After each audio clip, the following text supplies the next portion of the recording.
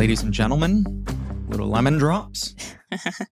We have somebody with us today that we are, well, at this point, we've already described to you who is here, but we recently met Emma, Miss Emma Myers, and hit it off instantly. She is incredible, and we feel truly so lucky and so blessed today to have her with us. So, Emma, thank you for being here. Thank you for having me. Welcome to the squeeze. So we start each episode with this beautiful jar, a little segment called Citrus Got Real. If you would like to pull, there's a pieces of paper in there. If you would like to pull a question out, they're very deep, serious, hard-hitting questions. Babe, don't be mean. Emma, they're not. They're fun. All right, let's see. My reading out loud skills. Okay. If you were arrested with no explanation, what would your friends and family assume you had done? Oh my gosh. Wow. That might be the best one we pulled. That's a fun question. We've not Oh had my that. God. I probably would have punched somebody. Like, I don't know, probably got into a fight with somebody over road rage. I'm a very loud Just clocked driver. them? I yell a lot when I'm driving. Really? Yeah. I don't like road rage. I just like have a lot to say. You're a passionate Yeah. driver. Yeah. So I have a lot to say. Yeah. I probably would have just caused an argument over a Stop. parking spot or something, and then Have you Oh my gotten gosh. in I haven't. arguments on the road? Well, Not road rage. I drive away before Okay. it gets too serious. You haven't But got to the punching part? yeah, not yet. Okay. But that's probably what I've been arrested for. Stop. Oh my gosh. That's the best answer. I don't know if I'm going to top that. I can only imagine Emma getting into like an argument on the road with somebody and they do want to get out of like the car and it's like some massive grown Yeah. man and Emma steps out. I She, drive walks away. up. Oh my gosh. Mine may be something similar as in like getting like protective of you or something. Like with like someone being like annoying towards you. Yeah, you do get overly protective. It's very You're sweet. welcome. That's why, I know. that's why we don't have to hire security. My wife is my security. Yeah, that's true. That's true. I don't know. That's a tough question. Yours would be doing something like, Oh, yes. oh, Well, go ahead. I was going to say doing something illegal that you didn't know was illegal. Or like doing like jumping a fence into Yeah. like a restricted area because you thought it looked fun, Yeah. but you're just aloof That's what I sometimes. was. Oh, okay, rude. Oh, that's a good trait about you. Being aloof. You just live life in bliss sometimes. Just don't think about the Implications of your actions. yeah. I was gonna say like jumping on, over, or flipping, climbing something that I'm not supposed to be. Yeah, scaling like Parkour. the Statue of Liberty. We're gonna get into your parkour later. Oh no. Yeah, start stretching. We're gonna demonstrate. Oh my gosh. A squeeze exclusive. That's funny. Yeah. Okay. Good question. I want to go back to the beginning because I'm actually curious and I can relate to, I feel like I can relate to a lot of probably what you're going through. When did you start acting? And then part B is, have you, because I know I went through, because I started when I was 8, and I went through waves of, booking things, then going through dry spells and facing that rejection, facing those no's. And truth is, I mean, I did a couple projects when I was young that were, successful. But then after those, I went through a dry spell for 3-4 years where I couldn't book a single thing. And then finally this thing called Twilight came up and I was months before I got Twilight, I was about ready to hang it up and say, I can't do this anymore. So when did you start and how did that rejection no phase, affect you? I started when I was pretty young. Did a lot of theater and commercial work because I grew up in Orlando, and Orlando's like a big commercial market. Oh, yeah. And I did a little bit of film and TV, but nobody hires out of Orlando for the most part. And so it was kind of like what you were saying, booking one thing, going months again without having another audition. And then it would be, another couple auditions, nothing. So it was when I hit 12 is when I was like, I can't do this anymore. I'm taking a break and I don't know that I want to return to it. Yeah. So I put all my energy into dance and I was a dancer for a while. And then when I hit 16, I moved to Atlanta and I figured, well, people do hire out of Atlanta. Might as well try it again because it's still a huge passion of mine. But yeah, as a kid, unless I was doing some like local commercial or print work or anything, I didn't see it being a job because it wasn't enough to, keep going. Yeah.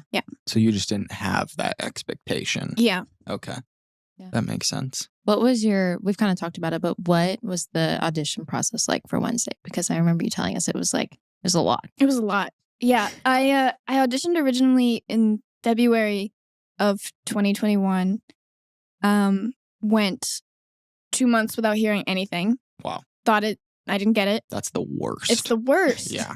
Waiting by the phone. Why did they do that? Yeah. Then I got a call from my manager saying, "Oh, you're actually in the running. They're just trying to secure Wednesday first. You're just gonna have to wait it out." Yeah. So I did a callback over Zoom at some point in April, I want to say. Okay. And then went another 2 months without hearing anything. And then I did a chemistry read with Jenna. Okay. Thought I bombed it. You did? Yep. Wow. The thing I didn't realize about how Jenna plays Wednesday in our call was that she takes her time with her words, very slow, and very articulate. And I had cut off one of her lines. Oh, stop. Thinking she maybe just forgot the second half of her line or was just done. And I was like, okay, well, I'm not going to let the awkward silence continue. So I jumped on it. But at the time, she went to go say her line at the same time. And there was a little bit of a fumble there. And I got off the call and was like, nope, not happening. Aww. I missed it. And then a week later, I booked it. But yeah, it was a 4-month process. Yeah. Yeah, pretty long. Do you know how many people were in the chemistry read? Like, what was it down to at that point? I think 3. Oh, wow. Okay. Yeah.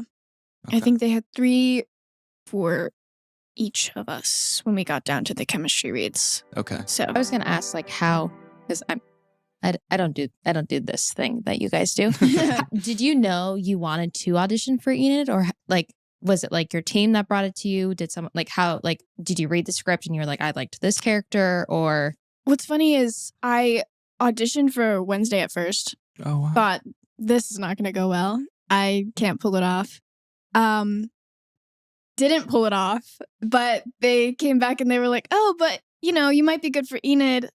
Oh. Let's give it a shot. So my team got sent the Enid breakdown. And then from that point on, I was like, okay, this feels much better. That's fun. Went with Enid from there, and that's how. Oh my gosh, how cool. Okay, so the producers saw you audition for Wednesday. Unfortunately, my showrunners have brought up my audition to me before. Stop. It's like, no, don't talk about it. Have you watched it back? Oh, God, no. Yeah. I'm too embarrassed.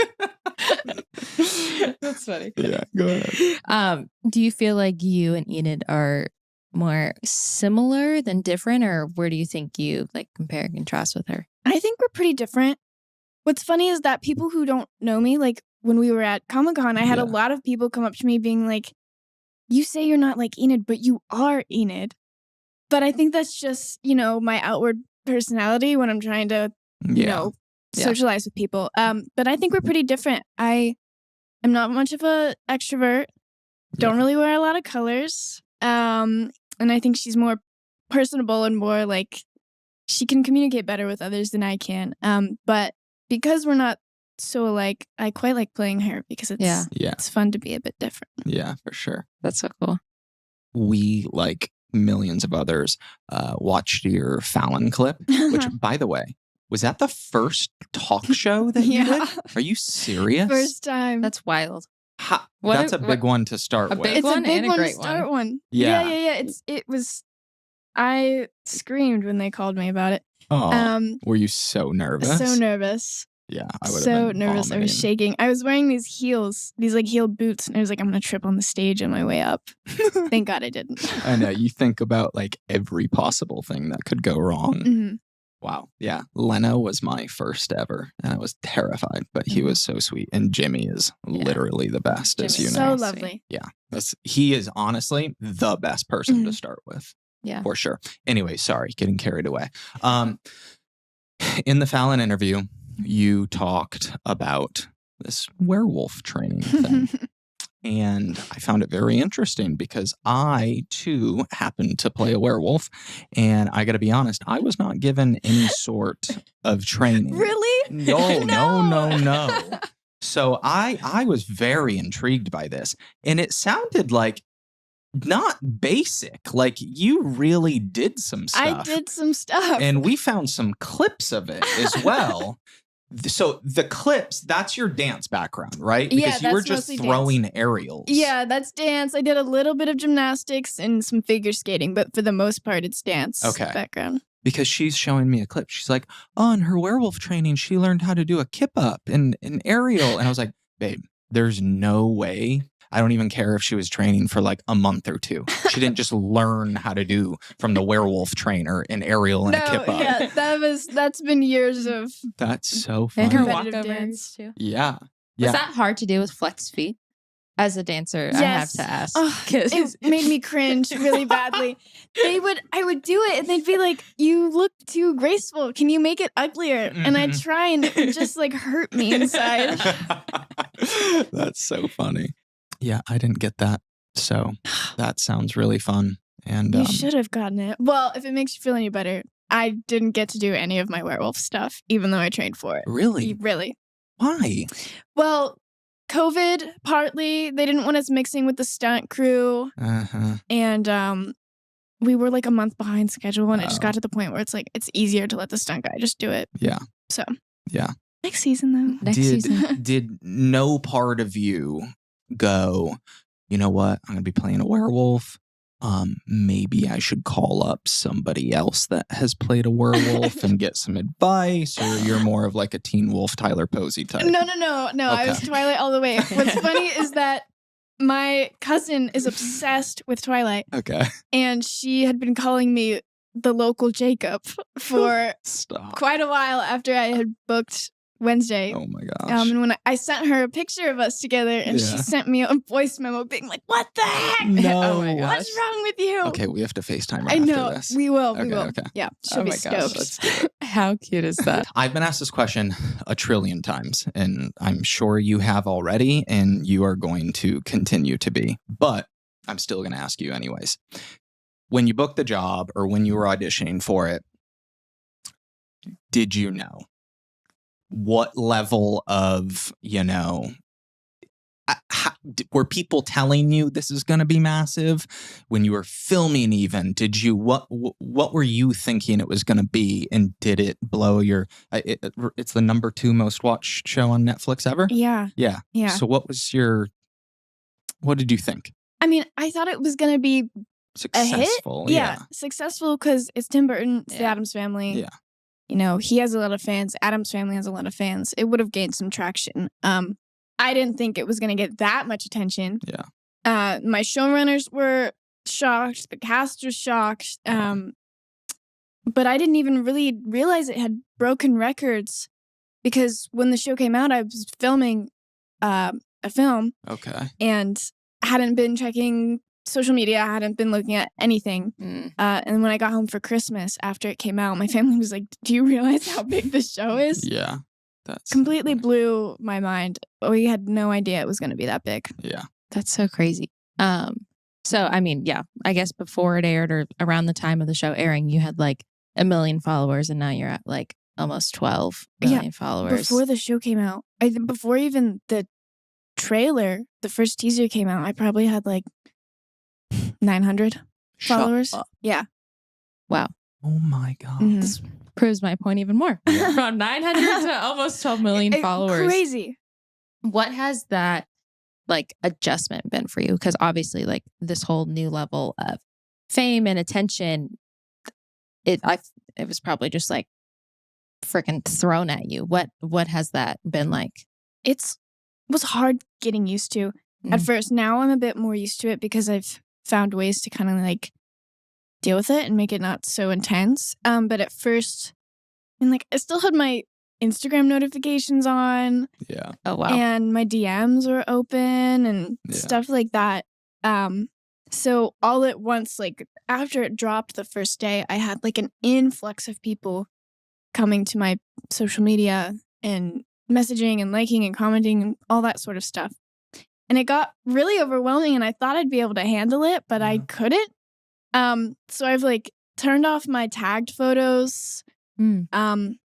My DMs are all restricted and stuff like that, just because it makes it easier for me to handle it. Yeah. What's weird is that when I was younger, I was a big fan of things. Loved looking at people's tagged photos, loved, liking and commenting and all that. But now that it's happening to me, I can understand why people are weirded out by it. Yeah. It was a lot, but it's better now. Are there any other boundaries besides like social media that you've kind of like had to put in place to be like, okay, I need to not really look at this, or I should stay away from that? What else is there? My sisters find it funny to look at my name on Twitter and stuff, and I've recently just had to tell them, please just don't.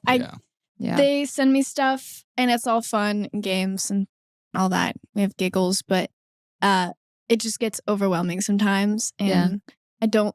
Even if it's like nothing harmless, it's just pictures of me, on set, or recent styling photos of me. It's a lot to have so many people talking about you, and you not like even knowing that they're talking about you. Yeah. Because I don't have Twitter, I don't have TikTok, I don't have Facebook or whatever. So knowing that there's whole other social media platforms that people can say whatever they want and I can't even see it is a little bit crazy. Yeah.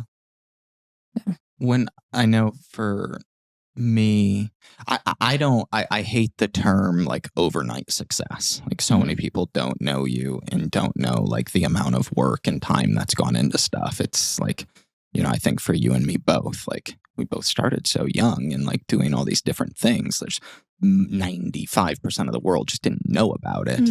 And then you get like the one big job that, throws it over the top and people are like, oh, overnight success. But for me, when the fame, like that level of it hit, I think, there's no handbooks on, how to correctly go about that. And at least for me, like when Twilight came out and stuff, social media wasn't really a thing. Or I just wasn't privy to it. But I don't think it was a big thing. Not like it is now. Yeah. Clearly. But I think where I don't want to say like messed up, but just something I didn't go about the right way is I found myself putting my own value in things that I shouldn't be, which, when all of a sudden you're walking down the street, you're going into a store and you're being recognized, this, that, and the other, you're having paparazzi follow you all the time. And, when you go to a premiere or not even a premiere, just anywhere, and you have fans screaming your name, and it's just like, it all hits so quickly and so powerfully. I didn't notice that I was putting value in that. But when you would go through a quiet time and it wouldn't be there, and, you would stop being recognized as much, the paparazzi didn't care as much about you, I started to get sad. And I was definitely not valuing the right things in life. I know this is, the fame part of it has been like, 6 months-ish? Yeah, since November. Okay. Has anybody given you any sort of guidance or tips on that? And how have you been able to prioritize how you value yourself? Yeah. My mom is a big help, constantly reminding me why I'm doing what I'm doing. Don't listen to other people. Don't, put your value on things like that. Yeah. Also, my sisters are a big help. But it is hard when you have people you haven't spoken to since middle school who still have your number, message you, or, people that were mean to you and now all of a sudden like you. Yeah. Stuff like that. It is hard not to kind of put your worth with what you've done. Yeah. But I think I would say my mom is a big help with that. That's amazing. Yeah. Have you talked a little bit about when you were in school? Like, did you deal with any sort of bullying or negative whatever? Yeah. So I was homeschooled growing up, but I went to this co-op thing where you'd go in once a week, do your work, come back the next week. Okay. But I did go to a competitive dance school or dance studio that had probably 200 girls there, handful of guys, and I competed there for 4 years. And the bullying that was experienced there was not fun. I mean, me and my friends, kids are mean. Yeah. Mean for no reason. Yeah. You like something that they don't like, they'll make it known for whatever reason. But yeah, those 4 years of competitive dance were not fun. It made me really loathe and hate the sport. I wanted to quit. Yeah. And then all of a sudden, when this comes out, it's like, oh my God, how are you? You've started hearing from some of those not so nice people. I have. And it's like, wow, where was this energy in middle school? Yeah. I went through this when we started dating. So, I mean, I can't imagine what you've gone through. But yeah, I mean, even same thing with me when we started dating. I was like, I haven't heard from you since you called me that mean word in high school. Exactly. Or since you... I've found, and everybody's different. You can handle it however, you want to for anyone. But for me, I have found that the way to get back at those people is by freaking killing them with kindness. Yeah. Like absolutely destroying them with kindness. There's nothing that has felt better than that. Yeah. Because then they sit back and they're like, wow, like I don't even want to address it. I don't even want to address what you did to me, said to me during those days. My work and everything speaks for itself. And on top of that, I'm just going to make you feel stupid by treating you so well. And that has definitely been my favorite way to handle it. I always feel like too, like, I mean, for anyone that is listening that is being bullied, just like from my experience, from our experience, the people that I feel like get bullied growing up, it just builds this skin on you that, obviously in the moment is horrible. And it's not fun to go through. Bullying is never fun, even as a grown adult, but it definitely just prepares you for life and for life experiences. And, like maybe if you were never bullied, you wouldn't have been able to like handle the rejection of not getting like jobs, you know, like it definitely puts a layer of life experience on you. So if there's, I'm painfully optimistic sometimes. So if there's any positive spin.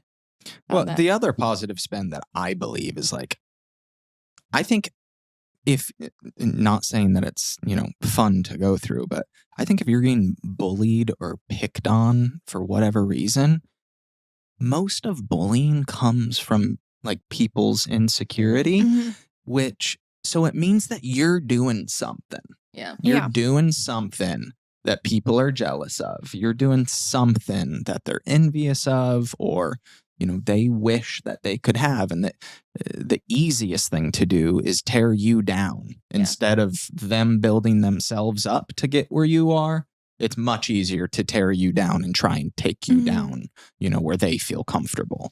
Exactly. So that's another thing I think with bullying is you should honestly take it as a compliment. You want to head into your final question before we? Yes. Final question. I do have a contract back here. If you could just sign on the dotted line, Emma Myers, that's your name, FYI, for a Twilight Wednesday spinoff. Oh my God, I would do it. Starring Enid and like, give Jacob it to me. Black. Oh my God. Can we come together and join forces? Yes. Okay, perfect. Let me get the contract. That Okay. would be so fun. Our last little segment we have is our Lemon 11. It's 11 questions that we love, that we They're get just, fun questions. Cool. Yeah. You want to start us off? Okay. Number 1. What movie or song title best describes your mental health today? This might be a little dark. I'm going to go with that Radiohead song, How to Disappear Completely. Ooh. I I like love it. Radiohead. Love Are Radiohead. you wanting to disappear? No. Not at all. Completely. Not completely. Okay, I need to go and listen to this now. It's good. It's sad. Okay. It's great. Okay. Back to you being more relatable than Wednesday. Yeah. Right. Number 2 is how open are you with people in your life when you're struggling? I'm pretty open because I try to be a good example for my younger sisters who go through a lot. Because you're where and I'm the second oldest, so there's 4 of us. Okay. So I have an older sister and 2 younger ones. okay. So I try to set that example as best as I can. Sometimes it is a little hard when you're dealing with stuff that none of the other family really knows Can how to. relate to. Yeah. Yeah, Um, for sure. But I try as much as I can to be honest about what's going on. Yeah. All girls. All girls. Wow. That's Taylor's dream. Yeah. It He I- wants all girls. I love my sisters. That's awesome. Yeah. That's so sweet. Side question off of that quick. When you, because you grew up in Florida, Mhm. when you moved out, you moved not too far away. Was that a decision you actively made? No, so my dad's job moved up. Oh, wow. Yeah, so I'm Oh, still with my okay. family. Oh, okay. Yeah. They all came. They all came, yeah. Oh, okay. Okay. Well, that's awesome. Yeah, makes that it worked easier out. for me. Yeah. That Yeah. worked out great. No, that Yeah. really helps with keeping you grounded, Mhm. I would think. Yeah. Okay, number 3. What is your favorite part of your morning or night routine?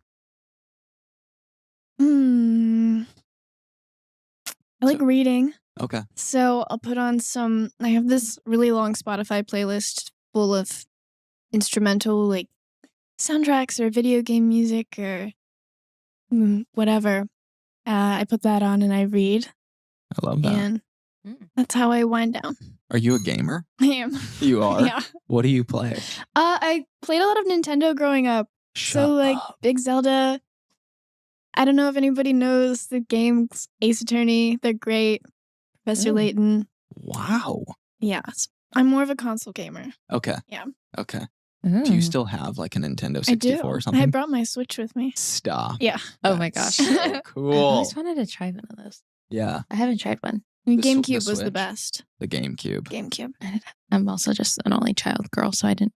Did you even play with your No, like neighbor my boys and neighbors. I stuff? was the only girl on a street of boys, and they had all of their. But it was like very like Star Wars and like I think I played like Lego Star Wars on. I don't even That's a know good one. on like Xbox or something. Yeah. That was a big one. But it was mainly all like Star Wars related and some sports And I feel like you went straight to Oh, like and Halo. Xbox and and oh, Halo. you did Yeah, like but I Halo. was pretty much Never just played Halo. Really? Really? Halo was fun. That was my dad's game, and I would like hear him playing it at night, and I'd be like, "What are you playing?" As like a 10-year-old, I'd like walk out of my bedroom in my pajamas. So we'd play it sometimes together. Oh my gosh. That's funny.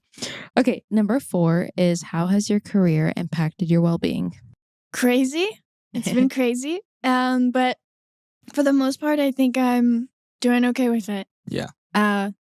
Nothing too serious yet. So Yeah. I would just say take it one day at a time Mhm. and just enjoy the moment that you're in. It's Mhm. so like hard to do that, but that's something that I wish I could go back to so many moments and stop worrying about the next step and stop worrying about the Yeah. future and just like soak in the moment. And it seems like you are very much doing that. So I applaud you. attempting.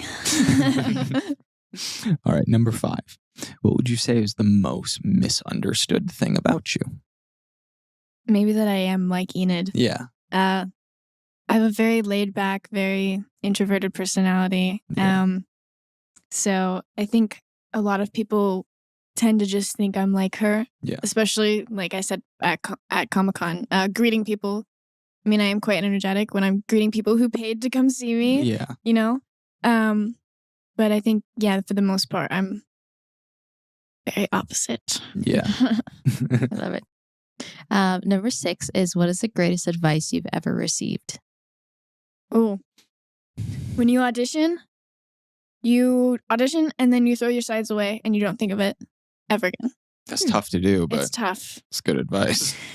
It's good advice when I can follow it. Yeah, exactly. It is very tough, especially when it's that one thing that you're like, oh, please just call me for. Yeah. Wow, that's great. But it's been actually quite helpful. Yeah, I bet. Yeah. I bet. All right, number 7. What does wellness mean to you? Say like just being in line with everything, like having a good routine, having a good view on things, keeping yourself as healthy as you can. So I'd say that. Yeah. Mm-hmm. Yeah. Sounds like you're doing that. Number 8 is, what is your relationship with social media, and do you think it affects your well-being? It definitely does, and it can. And I actually wrote a paper on this in university about how social media is kind of a form of, it can be an addiction, just like, caffeine, so drugs, whatever. Sure. So I definitely do think it does affect my well-being, but I've now I have restrictions on all my apps, time limits and stuff like that. So I don't keep sitting and scrolling and just staring at a screen and absorbing all the useless information. So I think when you learn to put restrictions on yourself, you can learn to benefit from social media. Yeah. So yeah, I think I've kind of found a good balance of being on it, but not too much. Yeah, that's the tricky part, is finding the balance and having the willpower to do that. Yeah. Yeah, that's very impressive. Okay. Yes. Number 9, what is your favorite form of self-care? That can be whatever. Ooh, I love a good bath. I'm a bath over a shower girl. There you go. Light a little candle, get a book, get like a bath bomb, something like that. Yeah. Oh, wow. I need to take a bath. Sunday night routine. There we go. Yeah. Wow. Hey, it's Sunday. It's true. I'll be in my tub later. Number 10 is, who has had the most positive impact on your mental health? Oh, goodness. Well, I think, like I said earlier, my family helps a lot. I'd say my family. Yeah. That's a great answer. Yeah. That's a fantastic answer to be able to say that. For sure. Yeah. Okay. Last but not least, number 11. Ooh. If you could go back to one moment in your life, which moment would that be, and what would you say to yourself? I'd go back to when I was 14, even though it wasn't too long ago. And I would say, quit dance. You're gonna be fine. Just do it. And you're gonna love acting even more. Because you were terrified. I was of quitting. terrified. Yeah.